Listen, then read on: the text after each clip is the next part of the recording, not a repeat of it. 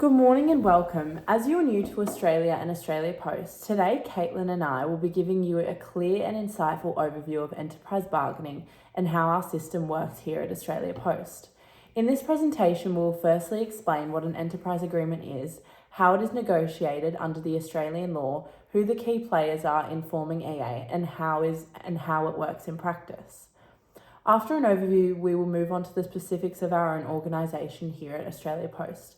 We will delve into the current EA at Australia Post, what unions we deal with, and some of the issues that we can expect to arise during the next round of bargaining. Finally, to conclude this presentation, we will provide recommendations for how, as an organisation, we can prepare for this and navigate through it in an effective manner.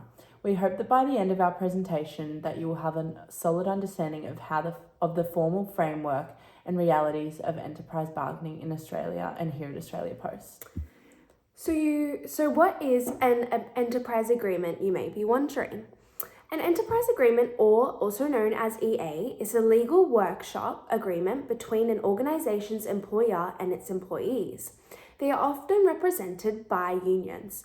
Enterprise agreements set out minimum employment conditions, which include things such as pay, allowance, classifications, hours, dispute processes, and other entitlements. Australia Post operates under the Australia Post Enterprise Agreement 2021. There are multiple unions that represent our organisation's staff, and the EA covers the majority of its workforce. It is important to understand which union represents which staff group, as each union operates in different ways with different priorities and approaches. In Australia, enterprise agreements are governed by the Fair Work Act 2009 and overlooked by the Fair Work Commission. When either an employer or employees initiate bargaining, the process then proceeds. Once the bargaining process has started, Australia Post is then obliged to notify our employees and provide them with thorough information about their rights in the workplace. After this, we then proceed to have meetings with unions. Once a draft agreement has been made, it is then made available to employees who will be affected, allowing them to understand the contents of the agreement. The agreement is then put to a vote by all employees, and if the majority of the employees approve, the enterprise agreement is then lodged with the Fair Work Commission for their final assessment and approval. The enterprise agreement can only take legal effect after a range of statutory tests have been taken. The Secure Jobs, Better Pay legislation has had some new reforms which have further strengthened union rights and changed the rules to bargaining in many ways. Some being more potential for multi-employer bargaining, enhanced protections for union representatives, and new requirements revolving around pay equity and work flexibility. Due to these changes, bargaining in Australia has become much more structured and assertive for the union. For us here at Australia Post, this shift has exemplified the importance of preparation and engagement. Enterprise bargaining is ultimately a collective process, and relationships matter immensely. For us, we have the executive leadership, human resources, and industrial relation professionals, as well as the legal and finance teams who expertly model scenarios and costs. However, as well, on the employee side, we have the union officials, workplace delegates, as well as employees themselves. And then as a third party, we have the Fair Work Commissions, which act as a regulator and, if needed, a mediator. Going beyond these formal players, the political environment, public expectations, and media coverage can also influence negotiation, especially for high visible organisations such as Australia Post. Now, as we look ahead to the next round of bargaining, we have identified several areas that are likely to be priorities, both for our employees and for the management team. The first is wages and the progression structure. In the current environment and with labour markets, tight pay and career progression are front of mind for many employees. And we strongly need to find a way to reward and retain staff while keeping costs sustainable. The second is classifications and skill-based pay. Clear classification structures and transparent skill progression help employees see a future in the organisation and help us manage our workforce planning. Third is flexibility and rostering. Postal and logistics operations run around the clock, and flexibility is essential for us to meet customer expectations. But it's also an area where employees seek greater control and also predictability. The next agreement should explore ways to pilot flexible arrangements that benefit both sides. Fourth is job security and contracting. Australia Post has faced scrutiny over outsourcing and casualisation in the past. Addressing job security concerns directly can help improve employee trust as well as reduce industrial tension. Excuse me, guys. Fifth is dispute resolution and consultation, which will consist of maintaining clear and efficient procedures for resolving issues early to reduce the risk of escalation, lost productivity, and negative media coverage. Finally, we need to incorporate work health and safety provisions, especially around fatigue management, and ensure our practices align with evolving expectations around gender pay, equity, and inclusion. Preparation is the foundation of a successful bargaining round, and before we even sit down at the table, we need to develop a comprehensive data pack covering workforce demographics, turnover, vacancy rates, and detailed cost modelling for different pay scenarios. This data gives us credibility and allows us to test the financial impact of various proposals. We also need to map our stakeholders carefully. Internally means ensuring the executive team, finance, operations, and HR are all aligned on bargaining objectives and are must-haves versus nice-haves. Externally, it means identifying the union representatives we'll be dealing with and understanding their priorities and constraints. Another initial step is to develop a communications plan. Employees are more likely to support an agreement they understand. Clear, plain language communication via the internet, newsletters, and manager briefings can help reduce misinformation and build trust.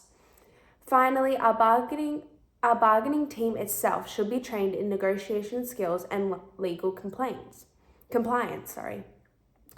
Bargaining in the Australian system has formal steps and strict timelines, and mistakes can be costly. When it comes to strategy, there are many approaches we can take. A key strategy is the traditional positional bargaining style, where each side starts with ambitious claims and then makes adjustments slowly. This has been seen to work, but it often leads to stalemate as well as increases the risk of industrial action. Another strong approach is interest-based bargaining, also known as integrative bargaining here, rather than treating negotiations as a zero-sum contest. Both sides identify their underlying interests and work together to find mutually beneficial solutions. This strategy tends to reduce the conflict and build trust that ultimately can lead to creative solutions such as pilot programs or productivity-linked pay rises. We can also integrate what is called a staggered approach, tackling simpler issues to first build momentum before asserting more disputed topics. Given the nature of Australia Post and the current legal environment, our recommendation is to integrate a primarily interest-based approach supported by solid data. In theory, what we could do is propose wage increases tied to specific efficiency measures or new rostering arrangements that can be tested through pilot projects.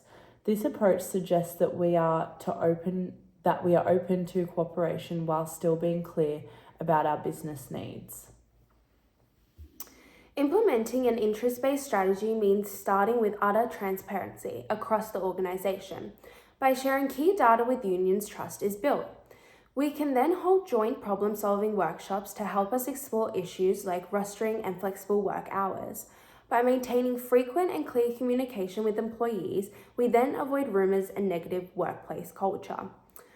Although at the same time, we must be prepared for the possibility of negotiations that might become stagnant or worse of all, break down.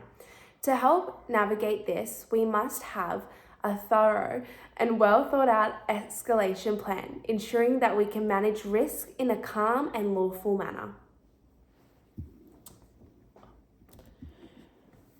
Disagreements are inevitable in bargaining. The first line of defence is to always use the dispute resolution procedure built into the current EA.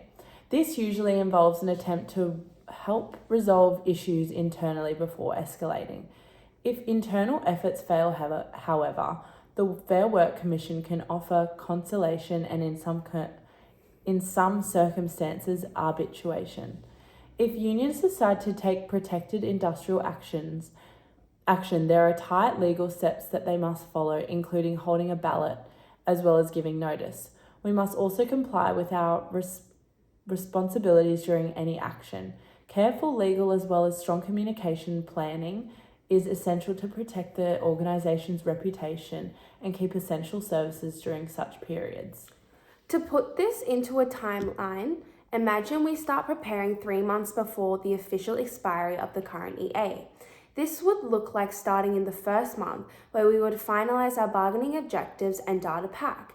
Now, in the second month, we would begin engaging unions and setting up certain interest-based workshops. For the third month and fourth month, we would hold the main strong bargaining rounds using packaged offers and pilot agreements.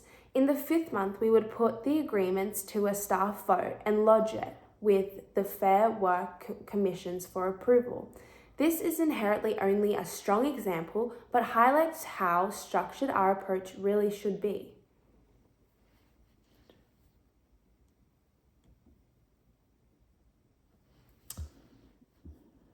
We should measure success not only by whether we achieve an agreement, but also by how smoothly the process ultimately runs. Metrics could include such factors as time taken to reach agreement, the actual level of employee support in the vote, and turnover and absenteeism in the year after the agreement. Certain productivity indicators like cost per parcel or on-time delivery rates and the number of industrial disputes should be how we are measuring our success. In summary, our 6 recommendations for the company would be as followed. Firstly, we should begin by preparing with a clear data pack and internal alignment. Secondly, we should engage unions early and transparently to set up a comprehensive tone across the organisation. Thirdly, we must prioritise wage, classifications, and job security clauses. Fourthly, we should offer conditional pilots for flexibility and changes in rostering. Fifth, we must prepare an escalation and communications plan so that we can quickly respond if any disputes arise. And lastly, we should invest money and time into training our bargaining team and managers to ensure constant messaging and strong execution throughout the process of bargaining. If these steps are taken in alignment together, we would be positioned to negotiation and agreement that meets our operational needs, while supporting our workforce and maintaining confidence in services to the public. In conclusion, enterprise bargaining in Australia is highly structured, but also offers strong and significant scope for creativity and mutual gain. By truly understanding the regulatory framework, preparing thoroughly, and adopting a strong interest-based strategy, we can achieve an agreement and that strengthens our organisation and our workforce alike. Thank you for your attention. We now welcome any questions. Thank you. Thanks, guys.